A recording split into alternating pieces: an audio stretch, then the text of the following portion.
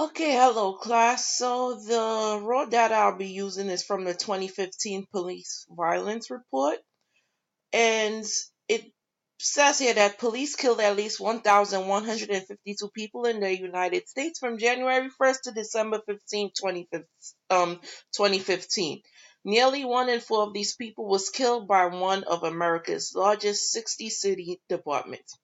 So there are three visualizations here, but I am only going to be using one of the three.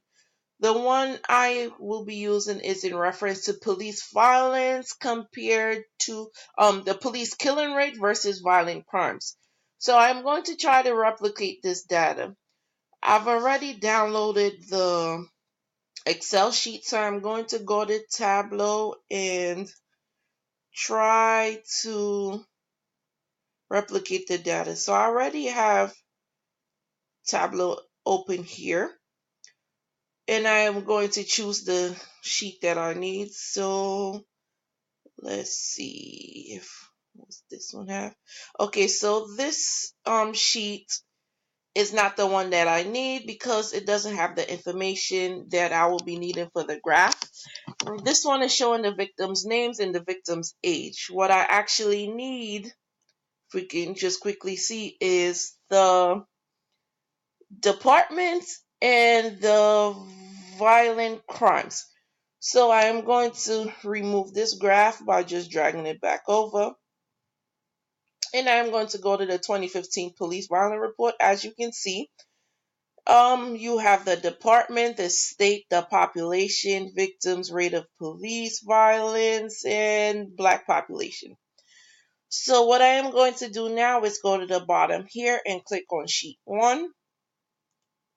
It brings me to a new sheet. Oh, well, a blank worksheet. So what I am going to do, since I know what data I need, I am going to I can either drag my police department to one of the accesses here, or I can actually drag it up here to columns and rows. So what I'm going to do is drag police department to columns. If I did this, you can see it is here, or if I just did this, it will still do the same things. Then I am going to find my violent crime per 1,000 population, drag it to my rows, and I am missing one more thing. Rate of police killings per 1 million population, because what we're comparing for this data is police killing and violent rates to see if there's a reason why the police killing is so high. So what I'm going to do now is I'm going to maximize my window. So this does not look identical to this here. As you can see, I actually have two different axes when I only need one. So I'm going to go back to my data and I am going to click on the drop down window here and do dual axes. Come on. Okay, so as you can see here, my dual axes have been set up for me. And you can see that the rates of police killings are in blue and violent crime per 1,000 residents are in yellow. What I am going to try to do now is change the dots to something that I can see. So I'm going to drop down, go to mark type, and click on square. So as you can see, all my violent crimes per 1,000 are changed to squares.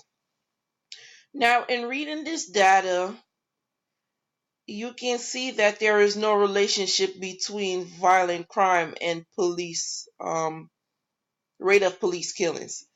As you can see for Bakersfield, which is one of the cities with the highest rate of police killings, you can actually see that there is no relationship as the violent crimes are at a low. Now, if we go to one of the cities with actually no rate of police killing, like, let's see, Milwaukee, there's 2 nulls.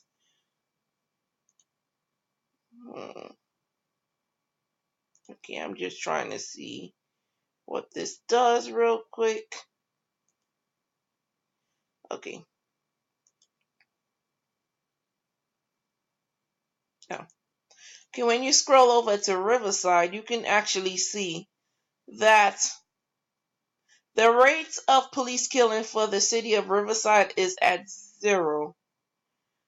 But the violent crime for per 1,000 is 4.33.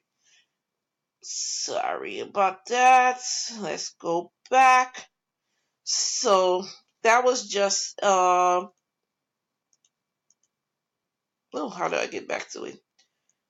Like a close look of Riverhead and Riverside violent crimes and the rate of police killings. So with this graph, I'm going to undo. With this graph, we can see there is actually no relationship between the police rate of police killings and the violent crimes. So the police departments in these cities cannot use violent crimes in the city as a reason why the rate of police killing is so high.